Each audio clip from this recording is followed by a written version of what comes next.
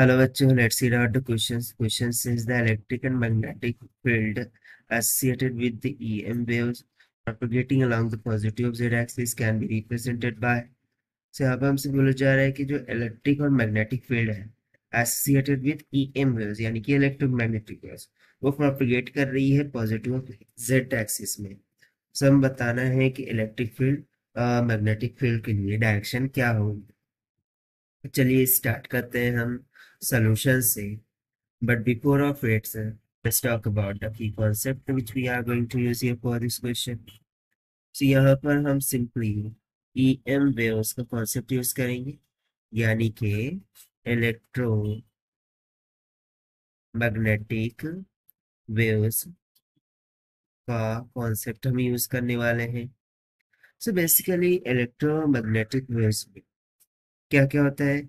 Electric field का component होता है, मैग्नेटिक फील्ड का कंपोनेंट होता है, and one will be the direction of propagation for electromagnetic field. So इस concept के according we remember that कि इलेक्ट्रिक फील्ड बोलिए, मैग्नेटिक फील्ड बोलिए और या फिर डायरेक्शन ऑफ प्रोपगेशन बोलिए, ये तीनों एक दूसरे का कैसे होते हैं, परपेंडिकुलर होते हैं. यानी कि यदि मैं मान लूं कि इलेक्ट्रिक फील्ड जो है तो एक्स डायरेक्शन में है, मैग्नेटिक फील्ड पे कहाँ पर होगा, वाई डायरेक्शन में होगा. So ultimately direction of propagation वो किस में होता है, जेड एक्सिस के डायरेक्शन में. ये तीनों एक दूसरे के कैसे होते हैं, ऑलवेज परपेंडिकुलर होते हैं. तो यहाँ पर हम सिंपली लिख देंगे कि द इलेक्ट्रिक फील्ड यानी कि E vector and magnetic field vector are perpendicular to each other and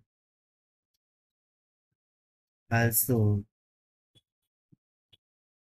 perpendicular to direction of propagation. यानी डायरेक्शन ऑफ प्रोपगेशन का भी परपेंडिकुलर होते हैं. सो इस कंसेप्ट का यूज करते हुए यदि हम अकॉर्डिंग टू क्वेश्चन देखें, सो हमें गिवन है कि direction of propagation is in positive of z axis और इस डायरेक्शन ऑफ प्रोपगेशन को हम इंडिकेट करते हैं by the cross product of electric field and magnetic field. ठीक है. सो अल्टीमेटली जो इलेक्ट्रिक फील्ड और मैग्नेटिक फील्ड है फिर वो भी एक दूसरे के परपेंडिकुलर होना चाहिए.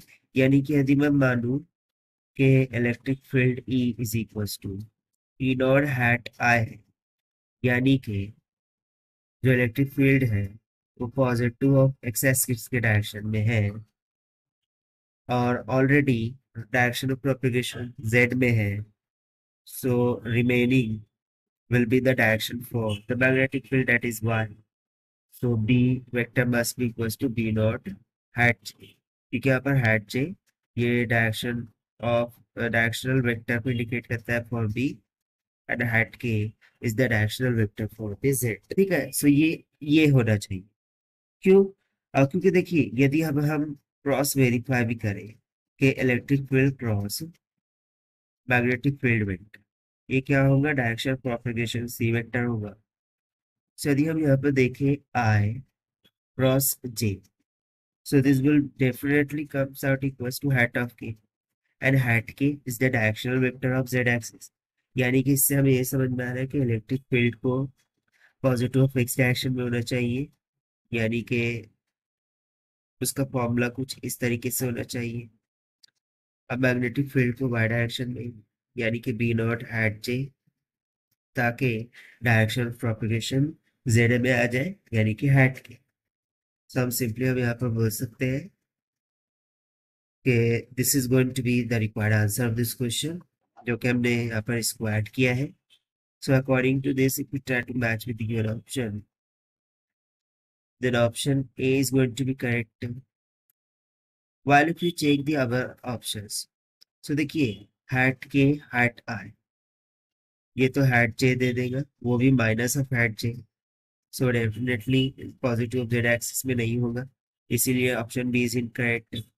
सी को यदि चेक करें, सो हैट जे और हैट आई, तो जे क्रॉस आई माइनस का हैट के होता है, ठीक है, यानी कि हैट के तो आएगा लेकिन माइनस का हैट के, जबकि ये पॉजिटिव ऑफ जेड एक्सिस में है, और ये इसके द्वारा वो माइनस ऑफ हैट के आएगा, ठीक है, इसका प्रोडक्ट माइनस हैट के आएगा, तो वो तो निगेटिव ऑफ जेड एक्सिस हो जाएगा, सो ये भी इनकरेक्ट हो गया। और यदि मैं जे क्रॉस के करूं, ठीक है, सो वो हैट आएगा, सो वो भी इनकरेक्ट हो जाएगा, यानी कि ये भी इनकरेक्ट हो गया, that is why only option A is correct. So this is the required solution. I hope you understand it well. Best of luck. Thank